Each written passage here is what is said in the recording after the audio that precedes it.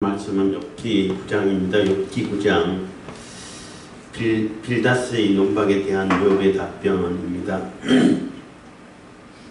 빌다스 욥에게 제발 좀 공부해서 우리 선조들이 어떤 지혜를 남겨놨는지 그 지혜를 보고 좀 깨달아라. 이러한 논조로 물론 그 논조의 중심에는 욥이 재앙을 당했기 때문에 죄인이야. 죄인이기 때문에 재앙을 당한 거야. 이렇게 이미 정해놓고 단정 지어놓고 너 조상들의 지혜를 좀 깨달아봐. 이렇게 논박을 했는데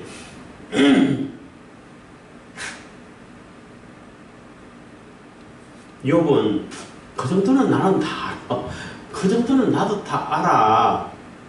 그 정도 모르는 사람이 누가 있어. 그 정도는 내가 다 알지만은 하나님께서 하시는 일을 어떻게 아냐는 거예요. 그렇게 뭐 논리로 따지면 여기는 나오지는 않았습니다만 그런 논리로 따지면 다 그냥 그 재앙을 받아야 되지 않냐. 나는 최선을 다해서 나름대로 의리를 따라서 살다고 살았는데 그 정도의 이제 그렇다고 해가지고 내가 하나님 앞에 의롭다고 말할 수는 없지요. 사람이 어떻게 하나님 앞에 설 수 있겠냐는 거죠. 하나님이 보시면은 다 하는 죄인인데 그 정도의 죄로 인해 가지고 이런 재앙을 당한다 그러면은 다 당해야 되지 않아? 그리고 뭐 정말 악하게 사는 사람도 이렇게 잘 부하게 살고 뭐 떵떵거리 살고 건강하게 사는데 그건 어떻게 된 거냐고. 그 하나님 하신 일을 다 그거 하나님께서 그냥 버려두셔서 하시는 거 아니냐고. 응? 그거를 내가 어떻게 할 수 있냐는 거예요. 하나님이 그렇게 하시면은 우리가 하나님하고 어떻게 변줄 수도 없는데 하나님이 하신 일을 우리가 어떻게 가타부타 이랬든 옳다 그렇다 말할 수 있냐는 거예요. 나는 순전하고 이렇게 살았는데 이런 결과를 가져왔어. 그거 뭐 어떻게 하라는 얘기야. 하는 얘기를 자기 한탄을 하고 있는 얘기인 거예요. 그래서 욥은 도무지 이해가 가지 않는 거예요. 도무지 납득할 수가 없는 거예요. 그러니까 지금 뭐 엄청난 재앙을 당하고 자녀들 다 죽어버리고 막 그것도 얼마나 그 마음이 아프고 할 텐데 자기 몸에는 막 견딜 수 없는 그런 악창이 생겨가지고 온 몸이 만시창이 돼 있고 이것도 고통스러워. 이것도 너무나 고통스러운데 그보다 더 고통스럽고 이해할 수 없는 것은 왜 이런 일이 당하냐는 거예요. 왜 이런 일이 있냐는 거죠. 그것을 이해가 할 수 없다는 겁니다.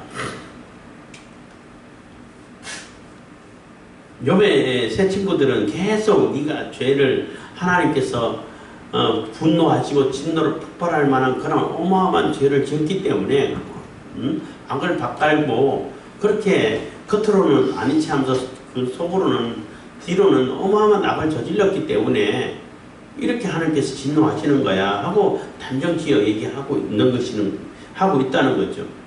그러니까 욥의 세 친구들은 단지 그 사실밖에 몰라. 하나님은 악인을 벌하시고 의인을 은혜를 베푸시고 복을 베푸신다.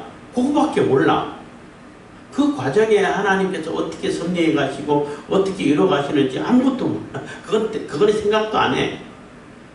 단지 그 정도는 완전히 초등학교 수준이 아닌가 싶어요. 그렇기 때문에 그런 수준으로 그런 논리 하나만 가지고 욥을 대하려고 하니까 욥의 논박에 논리에 어떻게 당할 수가 없는 거죠. 그리고 계속 주장하는 것은 너는 겉으로는 선한 척 이렇게 살았는데 뒤로는 사람들 안 보는 데서는 너무나 악한 짓을 하고 살았어. 조폭들이 회사 차려놓고 겉으로는 사회봉사하는 회사인 것처럼 이렇게 하면서 뒤로는 뭐 가전 악행을 다 하잖아요. 마약 팔고 사람 죽이고 하여튼 뭐 가전 악을 다 해가잖아요. 그것처럼 그렇게 살았기 때문에 이런 재앙을 당하는 거야 하고 단정 지어놓고 얘기를 하니까 계속 같은 얘기만 반복하게 되는 그런 상황을 맞이하는 것이고 욥은 아무리 내가 얘기를 해도 듣지도 않고, 그러다 보니까 나중에는 너희네들하고는 이게 레벨이 안 맞아서 얘기를 못하겠어. 이런 정도까지 가게 되는 거죠. 9장 1절입니다. 욥이 대답하여 가로되 2절 내가 진실로 그 일이 그런 줄을 알거니와 인생이 어찌 하나님 앞에 의로우랴. 그러니까 빌닷이 얘기하는 뭐 엘리바스도 마찬가지입니다. 그런 얘기, 그 정도의 수준의 지식은 나도 다 알고 있어. 어떻게 인생이 사람이 하나님 앞에 의로울 수가 있냐는 거예요. 하나님 앞에 의로운 존재가 누가 있냐? 없다는 거예요. 나조차도 나는 정말로 의롭게 산다고, 순전하게 산다고 살아왔는데 나조차도 하나님 앞에 의롭다라고 설 수가 없다는 거예요. 3절입니다. 사람이 하나님과 쟁변하려 할지라도 천마디에 한마디도 대답하지 못하리라. 천마디라는 얘기는 아주 많다는 얘기는 무수한 말을 해도 한마디도 대답하지 못하는 게 인생이다. 하나님하고 우리 인간하고는 레벨 자체가 달라. 어떻게 비교 자체가 안 되는 뿐이야. 혹 어떤 뭐 쟁변이 생겼다 할지라도 하나님께서 질문하시면 우리가 대답할 수 있는 게 뭐 한마디라도 있는 줄 알아? 아무것도 없어. 이렇게 아주 명확하게 얘기를 하고 있는 거죠. 4절입니다. 하나님은 마음이 지혜로우시고 힘이 강하시니 스스로 강팍히 하여 그를 기억하고 스스로 강팍히 하여 그를 거역하고 형통한 자가 누구이랴. 그래서 하나님은 마음이 지혜로 하나님의 지혜를 따라갈 자가 없고 하나님의 힘의 능력을 따라갈 자가 없는데 자기 스스로 이렇게 아주 마음을 강팍하게 해가지고 아주 고집을 부리고 아주 마음을 이렇게 하나님을 거역하는 마음을 가지고 거역하고 그렇게 살고 형통한 존재가 있냐는 거예요. 형통한 사람 없다는 거죠. 잠시 이렇게 형통하는 것처럼 사람 볼 때는 보일지 몰라도 결국에는 하나님 심판 받을 수밖에 없다는 겁니다.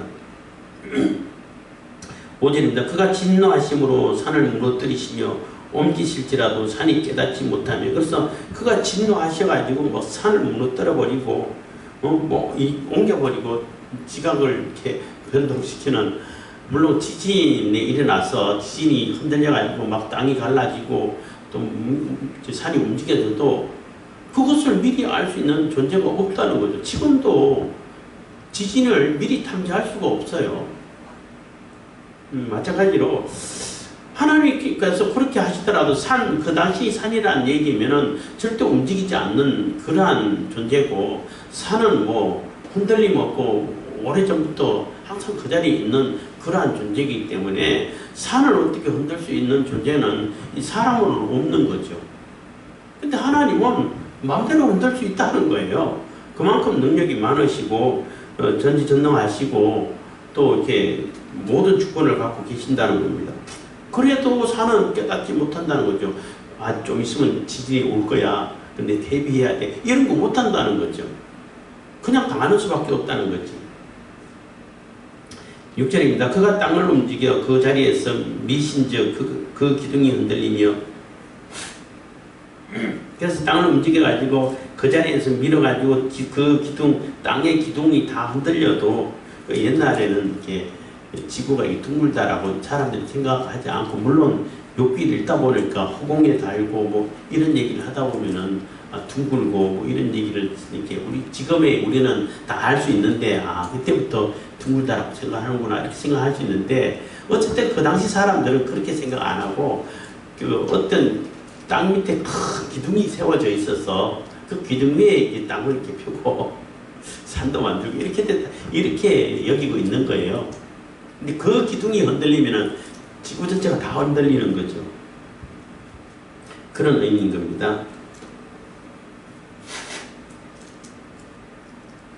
그가 해를 명하여 뜨지 못하게 하시며 별들을 봉하시며 그가 홀로 하늘을 펴시며 바다 물결을 밟으시며 북두성과 삼성과 묘성과 남방의 밀실을 만드셨으며. 그래서 하나님께서 그 당시 사람들은 해가 신인 줄 알잖아요. 별들이 신들인 줄 알잖아요.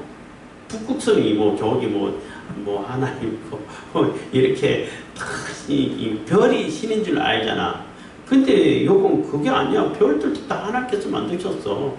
하나님께서 만드셔가지고 얼마든지 해를 명해가지고 어두움을 비치지 못하게 만들 수도 있고, 뭐 별들을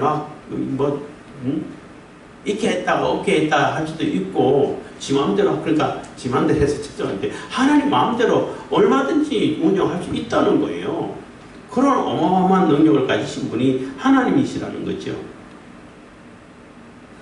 그리고 바닷물결을 밟으시며 홀로 하늘을 펴시며 바다도 사람들에게 있어서는 굉장히 두려움의 그 대상이잖아요. 땅은 이렇게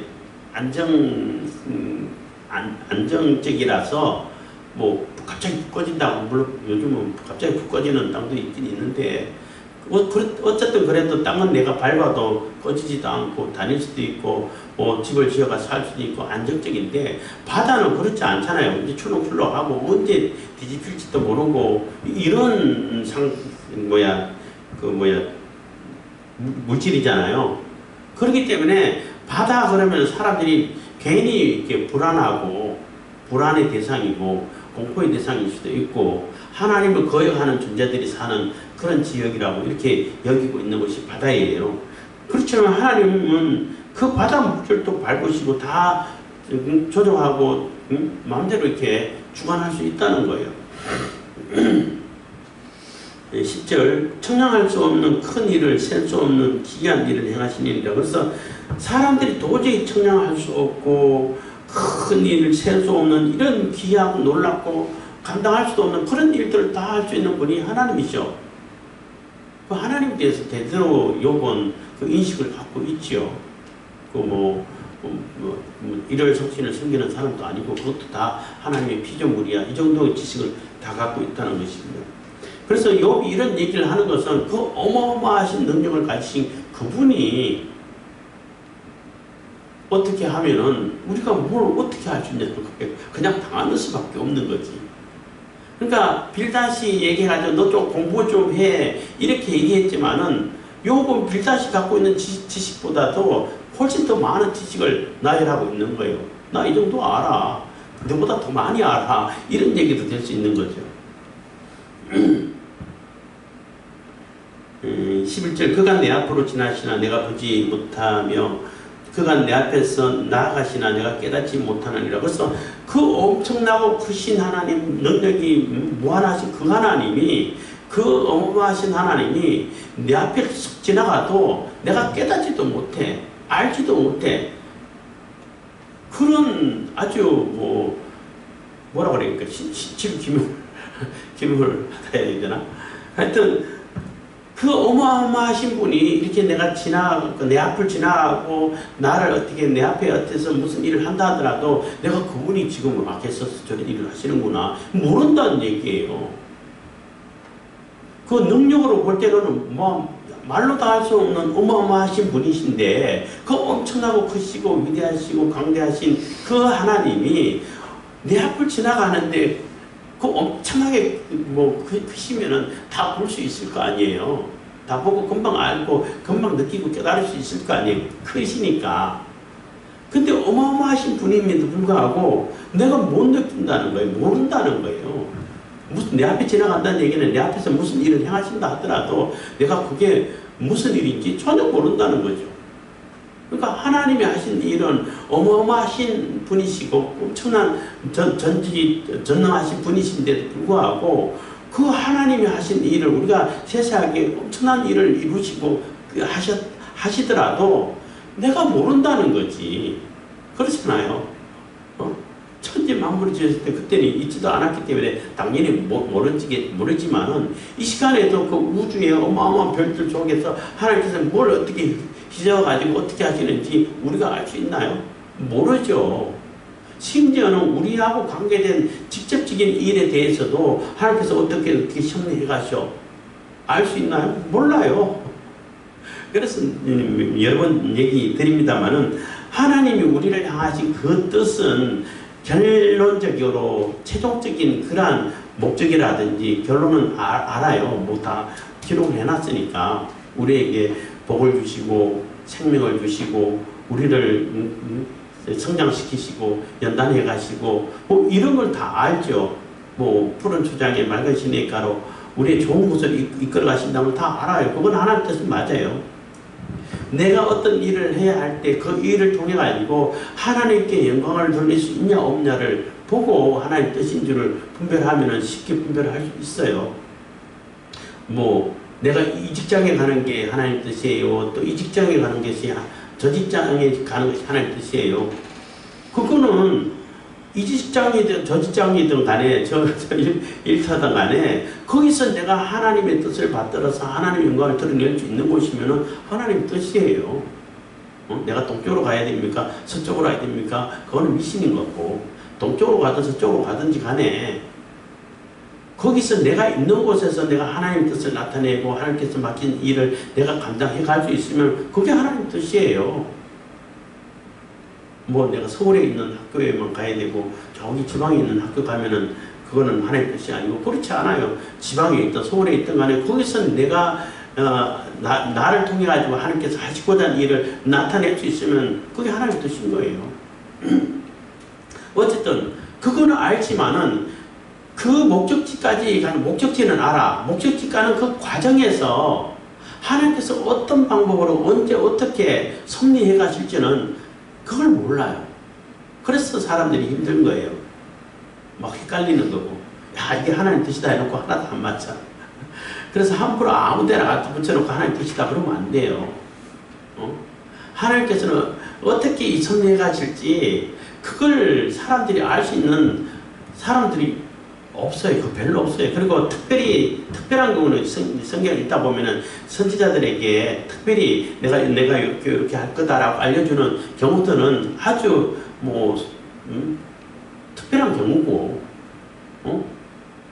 이제 뭐 예레미야라든지 이사야라든지 에스겔이라든지 이런 예언을 할 때 그는 아주 특별한 경우고 보편적인 경우는 몰라요.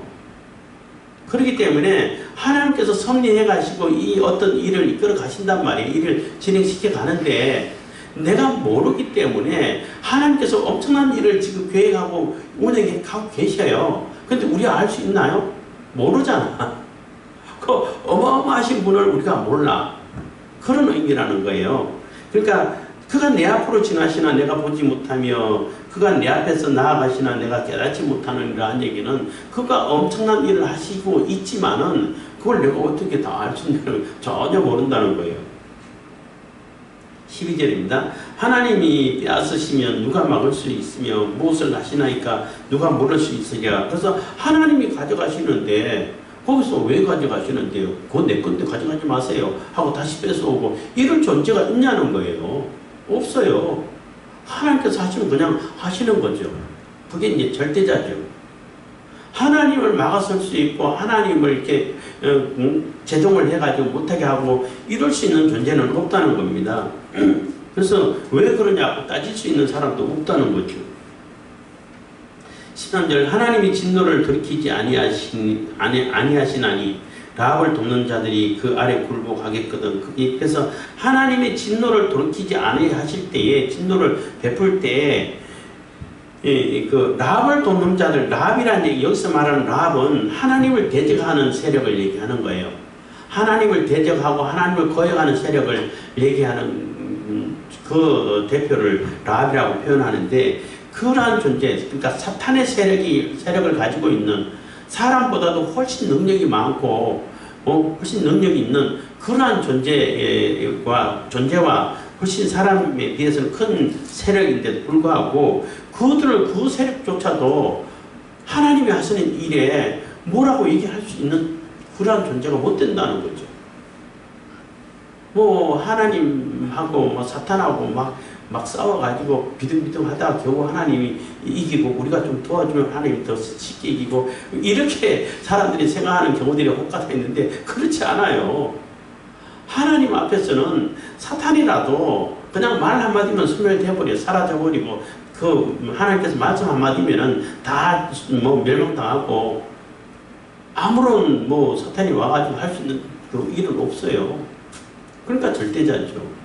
그래서 하나님을 막아설 수 있는 존재가 없고 그 어마어마한 세력을 가지고 있고 사람으로서는 도저히 대항할 수 없는 그런 사탄의 세력, 하나님을 거역하는 그 세력이라 할지라도 하나님 앞에서는 그냥 꼬리를 내리고 굴복할 수밖에 없고 엎드릴 수밖에 없는 그러한 곳인데, 그러한 분이신데 14절 하물며 내가 감히 대답하겠으며 무슨 말을 택하여 더불어 변론하려. 그래서 그런 분이신데 내가 감히 하나님 앞에서 갔다 왔다 얘기할 수 있겠냐는 거예요.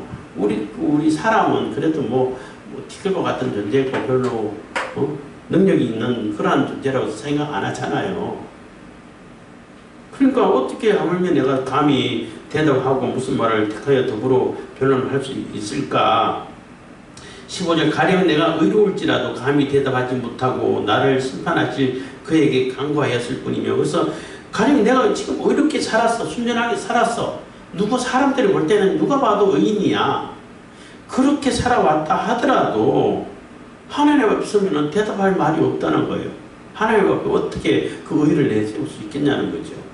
하나님 앞에 의인이 없나니 하나도 없다는 것처럼 아무런 얘기할 수가 없다는 겁니다. 그래서 대답하지 못하고 감히 대답하지 못하고 나를 심판하실 그에게 간구해서, 나를 심판한다 그러면 심판 당할 수밖에 없는데 하나님 한 번만 봐주면 안 돼요? 한 번만 용서해 주세요. 더 잘 살겠습니다. 이렇게 간구하고 빌 수 있는 그러한 기회밖에 없다는 거예요. 하나님이 심판하시면 그냥 심판 당해야지. 막아설 수 있는 존재가 없죠. 내가 아무리 의롭게 살고 순전하게 살았다 하더라도 그래도 나는 너 완전한 의를 가지지 않기 때문에 너 심판할 거야. 그러면은 심판받아야지 어떻게 별 수 있겠어요? 없죠. 그런데 그래도 딴 사람보다 조금 낫게 살았는데 조금 한 번만 봐주면 안 돼요? 요 정도로 간구할 수 있는 간구밖에 못한다는 거죠. 그거 하나님 받아주시면은 고마운 것이고 안 받아주고 심판하면은 그냥 심판 당하는 거죠.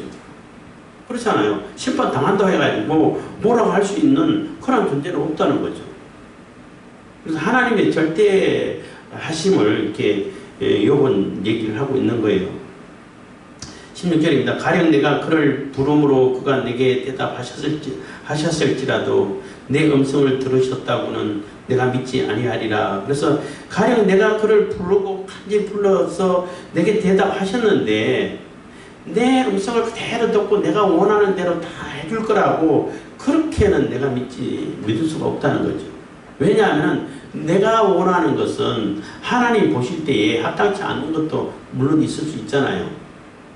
그렇기 때문에 내가 그를 부르고 내가 하나님께 간절히 기도하고 소망하고 부르짖었는데 그가 내게 하셨는데 내 음성을 들으셨다고는 내가 믿지 아니하리라 하는 얘기는 내가 원하는 대로 내가 해달라고 하는 대로 다 해줄 거라고는 생각하지 않는다는 거죠.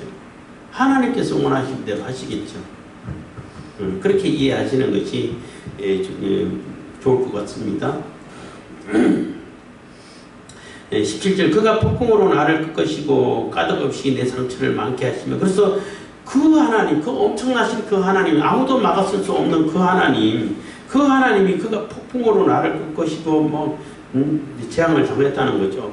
아무런 이유 없이 도무지 알 수 없는 이유죠. 그러니까 우리 독자들은 저게 사탄이 개인이 시기해가지고 시험하고 있는구나 우리는 알지만은 욥의 입장에서는 전혀 모르잖아요. 왜 이런 일이 벌어지는지, 어떻게 해서 이런 이런 상황이 됐는지 알 수가 없는 상황이기 때문에 그가 폭풍으로 나를 끄시고 까닭없이 내 상처를 많게 하시고 그래서 온몸에 그냥 복창까지 나게 해가지고 이렇게 하시는데 18절 나로 숨을 쉬지 못하게 하시며 괴로움으로 내게 채우시는구나. 그래서 숨조차도 쉬기 힘들 정도로 이렇게 만들어 놓으셨고 지금 시간이 가면 갈수록 괴로움만 더해가고 괴로움으로 가득 하나님께서 복을 채우신다고 했는데 복으로 은혜로 가득 채우신다고 했는데 욥에게는 지금 은혜는 고사하고 복은 고사하고 그냥 괴로움으로 가득 채워놓으셨다는 거예요. 근데 그거 하나님께서 하셨는데 내가 어떻게 할 수 있냐는 거지요.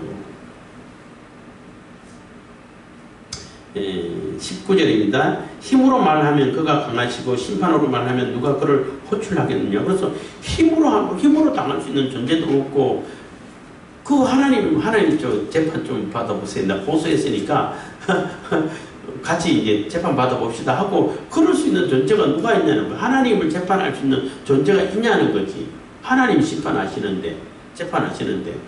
그러니까 어떻게 호소할 수도 없고, 그러니까 참, 그 욥이 참, 이렇게 답답한 심령은 답답한 심령인데, 그래도 약간 이렇게 뭐라 그럴까, 약간 유머 감각이 있다고 그래야 되나요? 그러니까 하나님은 어떻게 누가 뭔가 잡아보는 걸 보고 뭐라 그랬죠? 그 법정용어로 이게 갑자기 생각이 안 나네. 갑자기 체포해가지고 이렇게 소환 하나님을 소환해가지고 잡아볼 수 있는 존재가 없잖아요. 없는데 어떡하냐는 거죠. 20절 가령 내가 어려울지라도 내 입이 나를 정죄하리니 가령 내가 순전할지라도 나의 패괴함을 증거하리라. 그래서 설령 그렇게 이게 들어와가지고 하나님하고 재판한다 할지라도, 그렇게 만약에 한다 했다 하더라도 불가능하지만은 했다 하더라도 내 입이 나를 정죄하리니 가령 내가 순전할지라도 나의 패괴함을 증거하리라. 그래서 재판해가지고 논쟁을 하기 시작해서 서로 변론하기 시작해서, 그래도 하나님 앞에 내가 만약에 변론하게 된다면은, 나를 변론한다 하면은 오히려 내가 순전하게 살아왔다 할지라도 내 죄를 고백할 수밖에 없는 그러한 존재밖에 안 된다는 거예요. 하나님 앞에는. 그러니까 뭘 어떻게 내가 할 수 있게 되는 거죠. 그래서 결국은 내가 순전할지라도 나의 패괴함을 증거하리라. 21절 나는 순전하다마는 내가 나를 돌아보지 아니하고 내 생명을 천히 여기는구나. 그래서 나는 지금 순전하게 살아왔는데, 너무나 순전하게 살아왔는데 나를 돌아보지 아니하고 얘기는 내 생명을 천히 여긴다는 얘기는, 이렇게 만약에 이게 결론이라면은 내가 순전하게 살아온 그 의미가 어딨냐는 거예요. 아무런 의미 없는 거 아니냐. 사람들에게 뭐라고 얘기할 수 있냐. 정말로 이 생명 하나가 정말로 이렇게 보잘것도 없구나. 그냥 순전하게 살아봐야 아무 소용없어. 다 망하는 거야. 이런 얘기밖에 더 하겠냐는 거예요. 그래서 내 생명을 천히 여기는구나 해서 내가 순전하게 살아왔지만은 내 생명의 가치는 너무나 보잘것도 없고 하찮은 것밖에 되지 않은 상태가 됐다는 거죠. 22절 일이 다 일반이라 그러므로 나는 말하기를 하나님이 순전한 자나 악한 자나 멸망시킨다 하나니. 그래서 결국에는 다 똑같아. 뭐 악한 자나 선한 자나 하나님 보실 때는 다 악한 순전하고 깨끗한 자 없는데 다 멸망당하고 다 심판당해. 이 얘기밖에 할 수 있는 말이 없다는 거죠. 아무리 순전하게 살아온도, 그래서 결론이 이거라면은 아무 의미 없는데, 악하게 살든 니만 살든 어차피 다 망하는 거야. 그렇게 살다 같이 망해. 이런 얘기밖에 못한다는 거예요. 약간 이제 체념하고 좀 그냥 막 나가는 듯한 그런 얘기이기도 합니다만은, 23절 호련히 재앙이 내려 도륙될 때에 무죄한 자의 고난을 그가 비웃으시리니. 그래서 지금 이 호련이 갑자기 재앙이 내려가지고 다 죽어가고 있고 다 죽어가고 있는 그런 상황에서 내가 무죄하다고, 나는 죄가 없다고 생각하는데, 이 무죄한 내가 고난을 받고 있는데 하나님 보실 때 그래도 너 죄 있는 거야. 네가 무슨 순전하게 살았다고 그거 가지고 무슨 내 앞에 순전함을 나타낼 수 있겠어? 이렇게 비웃을 수밖에 없지 않냐는 거죠. 하나님 보실 때. 그렇기 때문에 내가 이런 고난을 당하고 어려움을 당하고 있지 않냐는 거예요. 하나님은 하나님 앞에 다 죄인이기 때문에 다 심판받게 되는데, 그래서 심판받고 있는 것이 아니냐는 거예요. 그럼 내가 할 수 있는 말은 없다는 거지. 누구한테 무슨 교훈을 할 수 있겠어? 어차피 다 망하는 거야. 다 심판할 거야. 이렇게 하는데.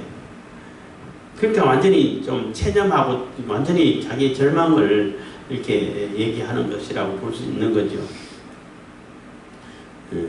다 이렇게 그냥 그 뭐 허무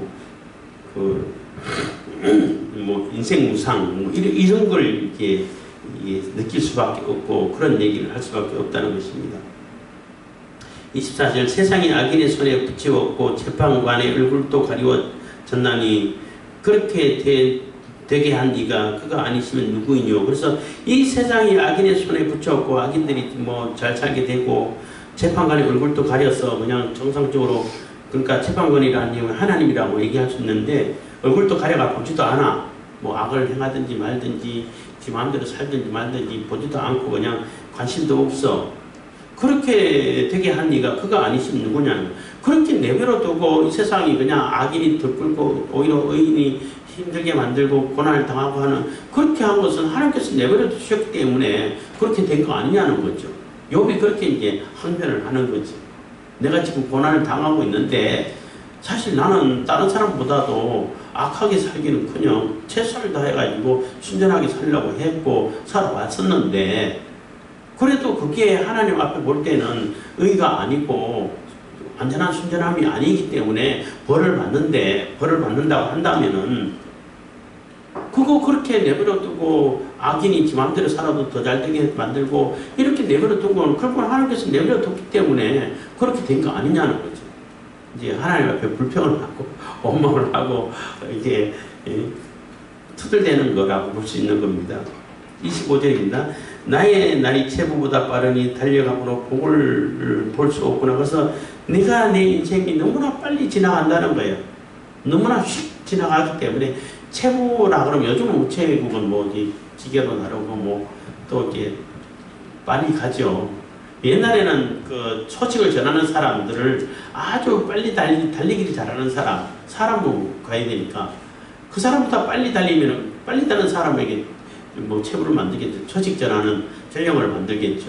그래서 그 빨리 달리는 그 우체부보다 더 빨리 내 인생이 가고 있다는 겁니다. 그렇기 때문에 이렇게 빨리 지나가는데 언제 복을 보고 언제 회복하고 언제 또 하나님의 은혜를 보고 그렇게 살 수 있겠냐는 거예요. 지금 다 죽어가고 있는데.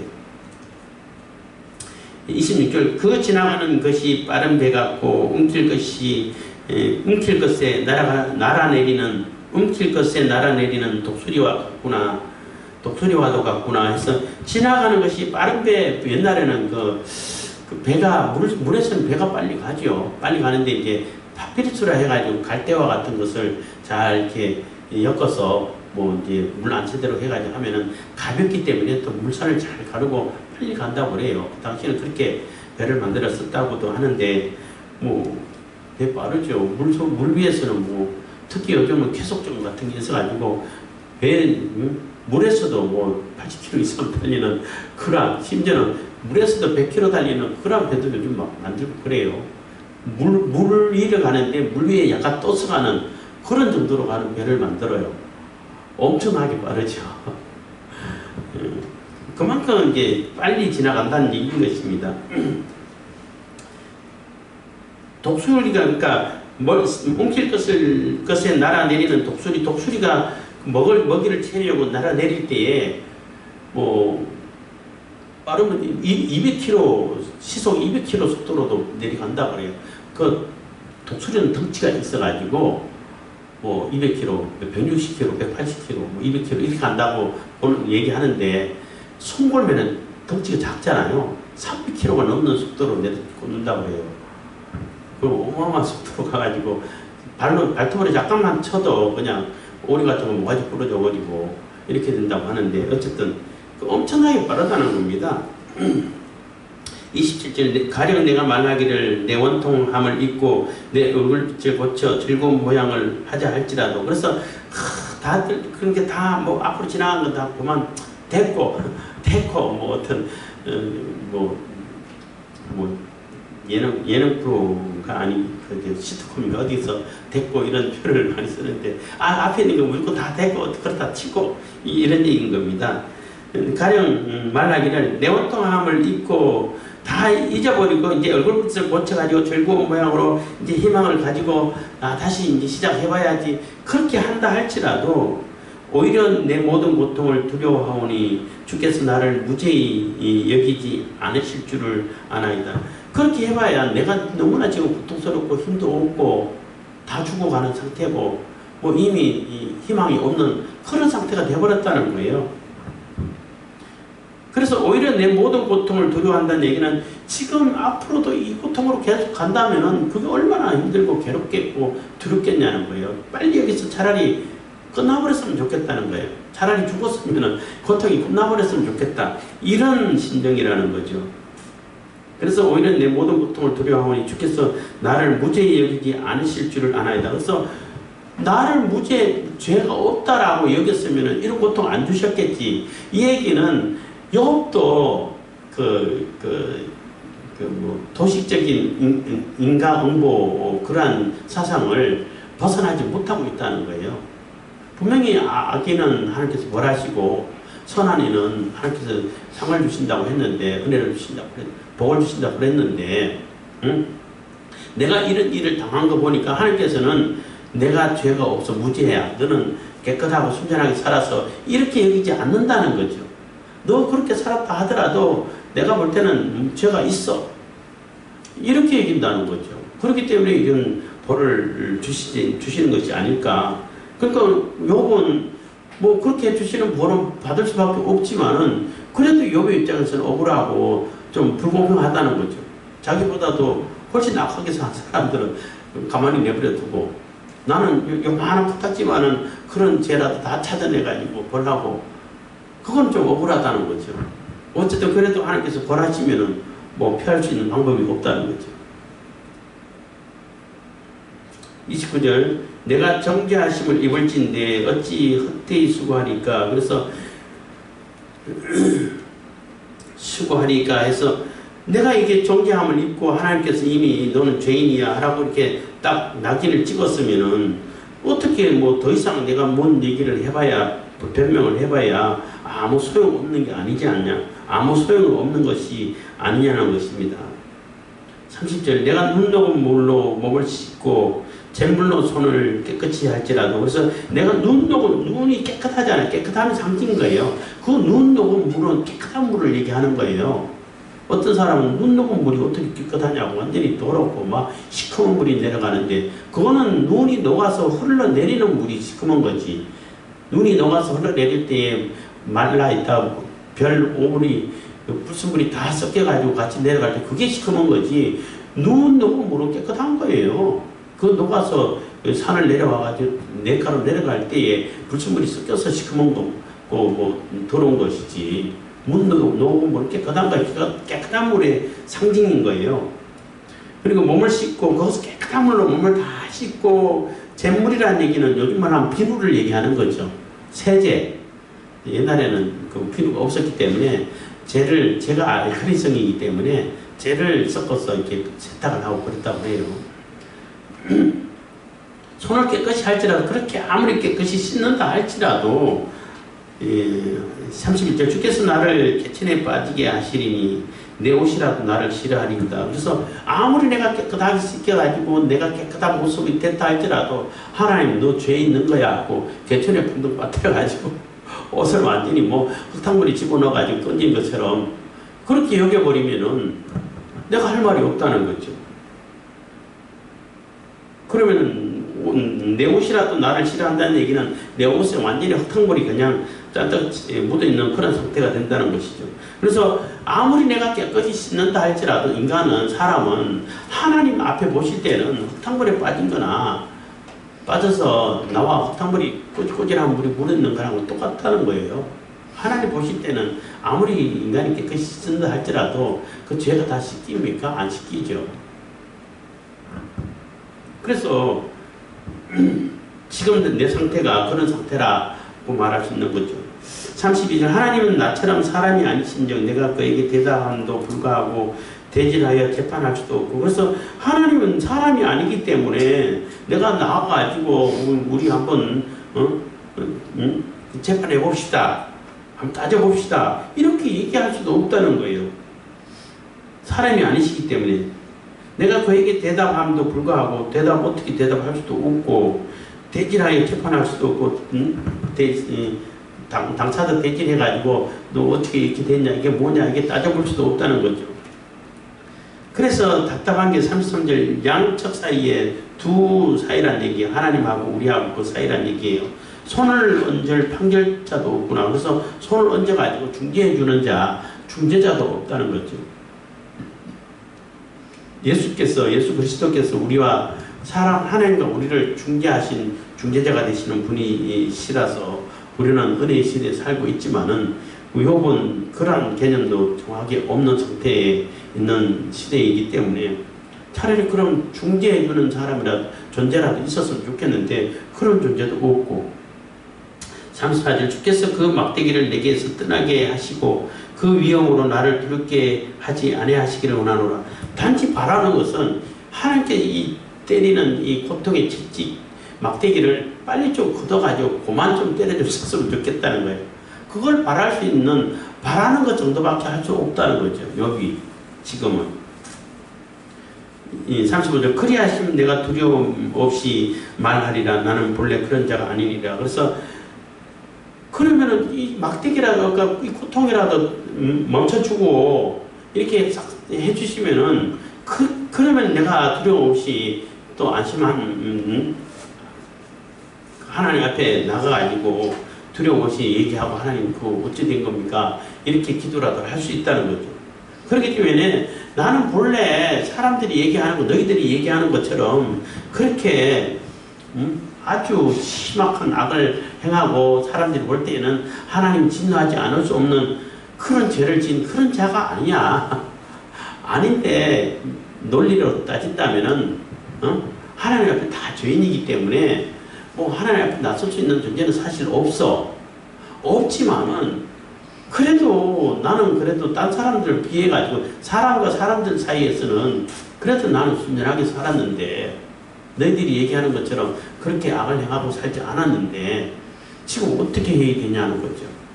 그래서 차라리 이 고통, 이 악함, 이 괴로움이라도 딱 멈춰주시면은 그래도 내가 힘을 얻어가지고 하나님 그때 어떻게 왜 그러셨어요? 이렇게 기도라도 할 수 있는데 지금 그런 상태도 못 된다는 거예요.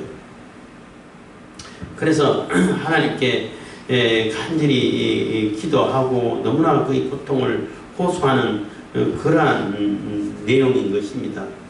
그래서 10절에 내 영혼이 살기에 곤비하니 내 온통함을 발설하고 내 마음의 괴로운 대로 말하리라. 그래서 그렇게 해주시면은 나는 내 괴로움을 다 이렇게 하나님 곁에 토설할 텐데 지금 그러지도 못하고 있는 상태라는 거죠. 그래서 욥이라든지 욥 제 친구들도 똑같이 하나님은 악을 벌하고 의인은 이렇게 은혜를 복을 베푸신다라는 그런 기본 사상은 다 알고 있고 그런 정도의 수준은 다 이해를 하고 있는데 욥은 지금 내가 경험하고 있고 다른 사람들의 상태를 이렇게 살펴보고 있는 상태이기 때문에 그런데 이상한 것이 있다. 이래서 이해할 수 없는 것이다.